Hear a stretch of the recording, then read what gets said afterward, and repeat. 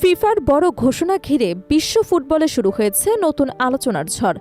এবার ইতিহাসের সবচেয়ে বড় ৪৮ দলের বিশ্বকাপ শুরু হতে যাচ্ছে এক অভিনব কাঠামোয়। একই আসর হলেও তিনটি ভিন্ন দেশে হবে আলাদা আলাদা উদ্বোধনী অনুষ্ঠান। মেক্সিকো, কানাডা এবং যুক্তরাষ্ট্রে প্রথম ম্যাচ শুরুর আগেই তিনটি পৃথক উদ্বোধনী আয়োজনের মাধ্যমে শুরু হবে ফুটবলের এই মহাযজ্ঞ।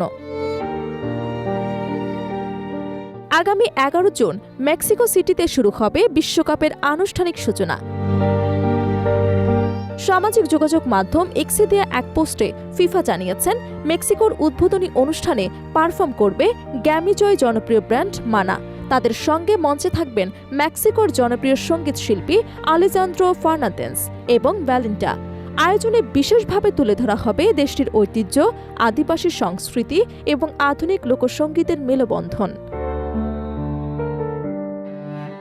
এরপর ১২ জুন কানাডার টরন্টোতে হবে দ্বিতীয় উদ্বোধনী অনুষ্ঠান। সেখানে নিজেদের প্রথম ম্যাচে বসনিয়া এবং হার্জেগোভিনার মুখোমুখি হবে স্বাগতিক কানাডা। ম্যাচ শুরুর আগে মঞ্চ মাতাবেন কানাডিয়ান তারকা অ্যালানিস মরিসেট এবং মাইকেল বুবলে, অ্যালিসিয়া ক্যারা এবং উইলিয়াম প্রিন্স।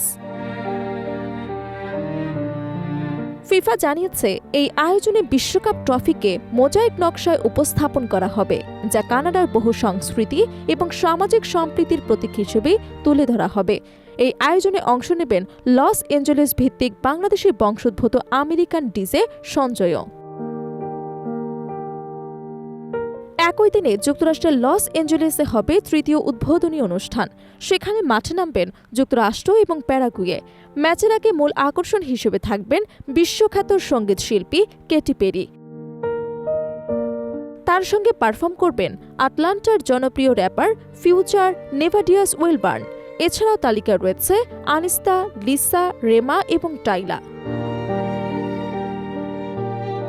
ফিফার মতে এই আয়োজন শুধু ফুটবল নয়, বরং সঙ্গীত, সংস্কৃতি এবং বৈশ্বিক বৈচিত্র্যের এক বিশাল উৎসবে পরিণত হবে।